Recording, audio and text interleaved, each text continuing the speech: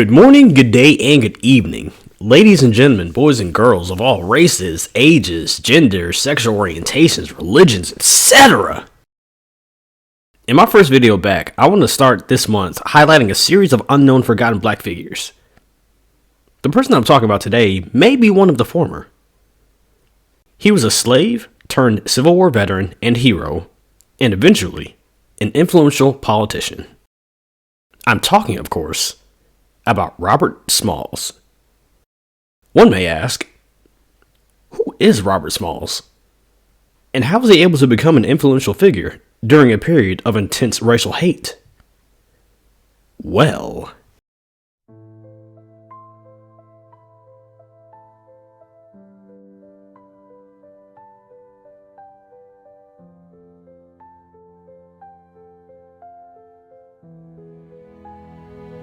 Robert Smalls was born into slavery on the 5th of April, 1839 in Beaufort, South Carolina, to Lydia Polite. He grew up receiving better treatment compared to most other enslaved individuals, though he would still face the harshness of slavery. At the age of 12, at his mother's request, Smalls was hired out by his enslaver, Henry McKee, to work in Charleston, South Carolina.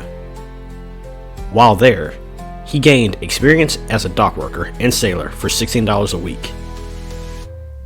Over time, Smalls became highly skilled in maritime navigation, or a wheelman, having mastered harbor routes, signals, and defenses. Little did he know, these skills would prove useful later in his life. At the age of 17, Smalls would marry Hannah Jones, an enslaved hotel maid in Charleston, on the 24th of December, 1856. She was 22 years old at the time, and she already had two daughters.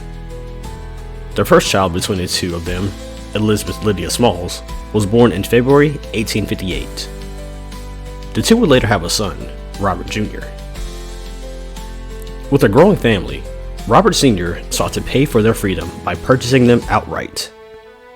Unfortunately, the price of freedom was $800, which is equivalent to about $31,000 in 2026. He had managed to save up only $100 already from years of forced work. It would have taken him decades to accumulate that much more.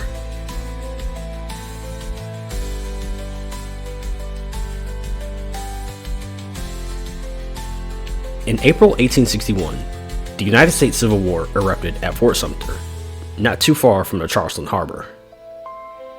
After months of war in the fall of the same year, Smalls would be forced to work aboard the USS Planter, a Confederate vessel responsible for military transport under the command of Charleston's district commander, Brigadier General Roswell Ripley. During his forced servitude, he would make bold and carefully planned ways to escape from Confederate hands while informing other enslaved individuals to follow suit. On the 12th of May, 1862, he would get his chance. The Planter traveled to Coles Island, a Confederate post on the Stono River that was being dismantled. While there, the crew of the ship, including Smalls, would pick up ammunition and return to Charleston to pick up even more ammunition. That evening, the Planter was docked at the wharf below General Ripley's headquarters. Its three white officers left the ship to spend the night ashore, leaving Smalls and the crew on board, something they were used to doing as they underestimated the intellect of an enslaved individual.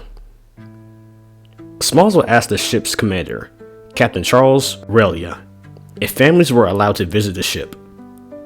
Surprisingly, this was allowed as long as they were able to depart before curfew. With the families of the crew on board, the crew divulged a plan to escape from captivity, to their shock and glee. They set their plan into motion when one crew member pretended to escort the families back home, only to circle back and hid aboard another steamer at a nearby dock. At around 3 a.m. on the 13th of May, 1862, Smalls disguised himself as the ship's captain. He would then navigate the Planter to what was known as the Southern Wharf and stopped at another wharf to pick up his wife and children and the families of other crewmen. Smalls would sail the Planter past 5 Confederate forts using the correct signaling at checkpoints that he copied from Captain Relia, including the likes of the heavily armed Fort Sumter. At around 4:30 a.m., Smalls cautiously and boldly maneuvered the ship on its normal path to evade suspicion from the Confederate soldiers.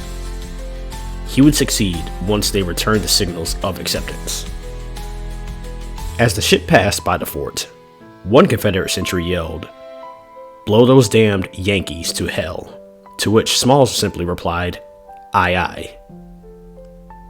The soldiers at the fort later raised the alarm after realizing they were tricked when the Planter headed straight for the Union Navy fleet instead of Morris Island, but they were far too late and too far out of firing range to stop the ship. The Planter would be spotted by the USS Onward. As it prepared to fire on an unknown vessel, members of the ship saw a white flag, which was replaced by the rebel flag after the crew's encounter at Fort Sumter. The two ships met, with the Onward's captain, John Nichols, boarding the ship and being greeted by Smalls, the crew, and the families. He handed the Planter to the Union Navy and replaced the white flag that nearly had them shot at with the Union flag. It was then that Smalls' mission to freedom was complete, freeing not only himself and 15 others, including his wife and children, but provided the Union with Confederate code books, maps, and other critical intelligence about their defenses. He became a hero to the North and was awarded $1,500, which is equivalent to about $48,000 in 2026 for the capture of the ship.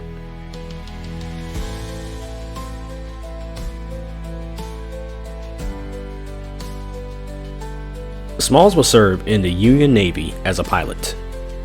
He saw 17 naval battles during his period while piloting the very vessel he stole from the Confederacy. Through time, Smalls advocated for the enlistment of Black Americans in the Union Army. With a bravery and dedication to the war efforts, in 1863, he was able to convince President Abraham Lincoln and Secretary of War Edwin Stanton to allow black men to enlist in the Union Army, which totaled nearly 180,000 soldiers. The initial 5,000 soldiers served in the 1st South Carolina Colored Infantry Regiment, comprising of escaped slaves from South Carolina, Georgia, and Florida, serving, as the name implies, the 1st Black Regiment in the Union Army. Smalls was later transferred to the Army. Smalls would serve as a pilot aboard many ships, including the Crusader under Captain Alexander Rhind, and the ironclad USS Keokuk, again under Captain Rhind. It was during his tenure with the Keokuk that Smalls was part of the second battle at Fort Sumter, which, like the first battle, ended in Confederate victory. It was also in 1863 that Smalls would lose his son, Robert Smalls Jr., to smallpox. During one battle on the 1st of December, 1863, Smalls would pilot the Planter under Captain James Nickerson to Folly Island Creek when Confederate batteries at Secessionville fired heavily upon the vessel. While Nickerson fled the pilot house for the coal bunker from fear of shelling and the ship's supposed demise, Smalls refused to surrender, fearing that himself and the black crewmen would not be treated as prisoners of war and instead be executed or re-enslaved. He took command of the Planter and moved the ship to safety. Upon assurance of the safety of the ship, Union leadership was informed of Smalls' bravery and the captain's cowardice. For his gallantry and cool courage, Smalls was promoted to captain of the Planter by Major General Quincy Gilmore. Interesting fact, Smalls became the captain of the same ship he stole from Confederate arms 18 months earlier, handed it over to the Union, and piloted through numerous hours of sailing. Talk about a badass moment. Towards the end of the war, in May 1864, Smalls will unofficially begin his political career, with his voting into the Republican National Convention in Baltimore. He would then pilot the Planter to Philadelphia, not only for the ship to be repaired, but also in an effort to raise money to support the education and development of formerly enslaved people, and to achieve literacy for himself, as he could not read or write. In April 1865, Smalls would return the planter to Charleston Harbor for the ceremonial raising of the American flag, again at Fort Sumter, signaling the end of the Civil War and Union victory. He would later be discharged on the 11th of June, 1865.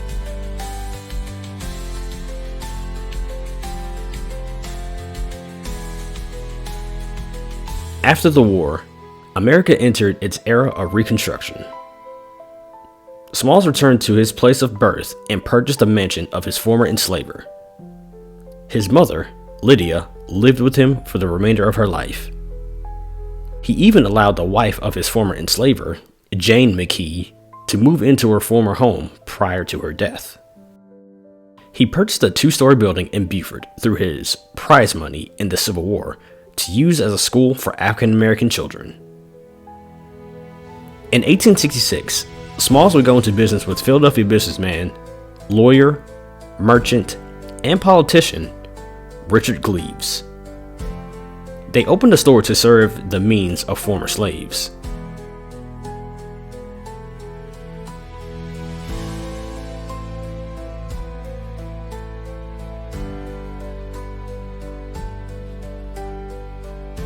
Smalls would later become part of politics. He became one of the founding members of the South Carolina Republican Party. At that time, the Republican Party was for the protection and advancement of freed slaves.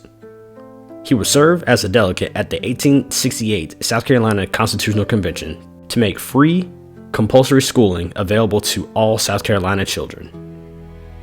That same year, Smalls would become the first Black American to serve in the South Carolina House of Representatives. 4 years later, Smalls would win the 1872 Senate election. He would serve as a delegate at 3 National Republican Conventions: Philadelphia in 1872, Cincinnati in 1876, and Chicago in 1884. He would continue to be in further conventions until 1896. In 1874, Smalls was elected to the United States House of Representatives. He served 2 terms from 1875 to 1879. He was unfortunately involved in a scandal with conservative Southern Democrats who used political violence to suppress Black political power and were accused of election fraud. He was accused of taking a bribe 5 years earlier in connection with the awarding of a printing contract, though he was pardoned along with the Democrats for their election fraud accusation. This scandal led to him losing his House seat to George Tillman in 1878, though he would contest this scandal and regained his seat in 1882. During this time, Smalls supported racial integration and opposed Black migration to the North and Midwestern United States, as well as migration to Liberia. On the 23rd of July, 1883, Smalls' wife Hannah would pass away. He would marry Charleston schoolteacher Annie Wigg on the 9th of April, 1890. The two had one son together, named William Robert Smalls, in 1892. Annie would unfortunately pass away in November 1895. In December 1895, Smalls was the leading colored delegate during the South Carolina Constitutional Convention. He and 5 other Black politicians fought against Democratic delegates in their blatant disenfranchisement of Black Americans in the proposed Constitution. Though they tried to expose their treachery, they were unfortunately outnumbered at the state convention, and a new Constitution was adopted. For many decades, this state constitution survived legal challenges, leading to the exclusion of Black Americans from political participation as well as the crippling of the Republican Party throughout South Carolina.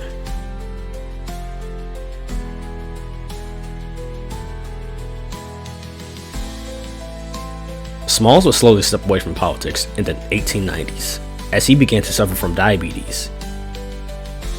By the early 1900s, Smalls transitioned to local politics in Beaufort and was eventually out of politics altogether, though he still had a major influence.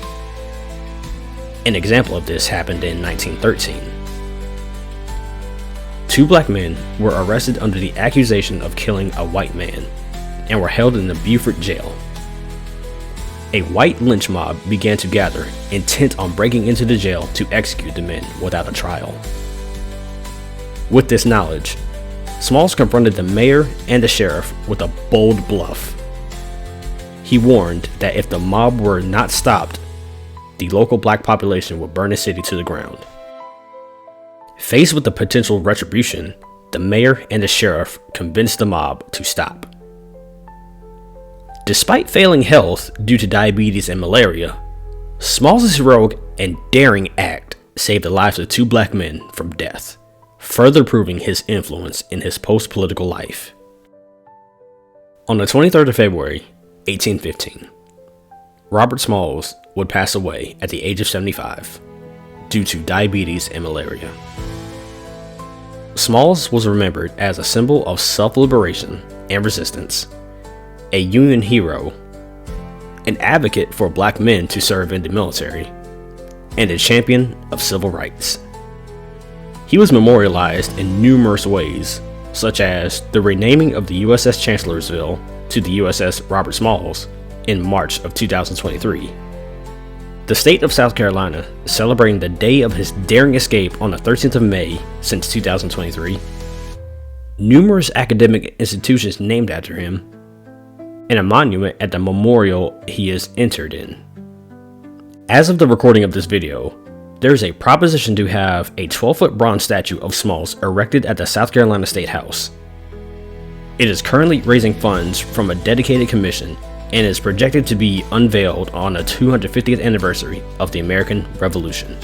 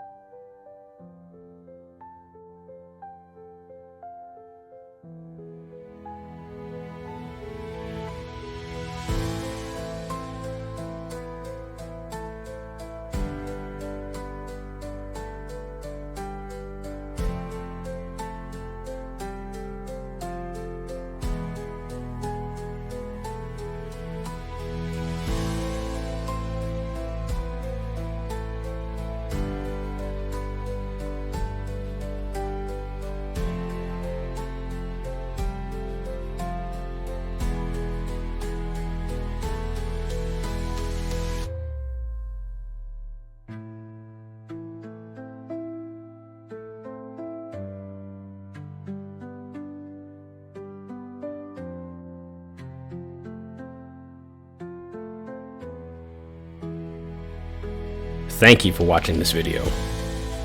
I forgot how I found out about Robert Smalls. I usually find someone interesting because of someone else's mentioning of them, and I tell myself I'm going to do the research at a later time and make a video about that person. Either way, I'm really glad I found out about Robert Smalls. I feel like he's one of those people that many only know about due to curiosity, like myself, or they're deeply interested in politics, especially as a black American. What he did for a country that hated him solely based on the color of his skin, and his drive and passion for the advancement of black Americans following the Civil War is nothing short of astounding.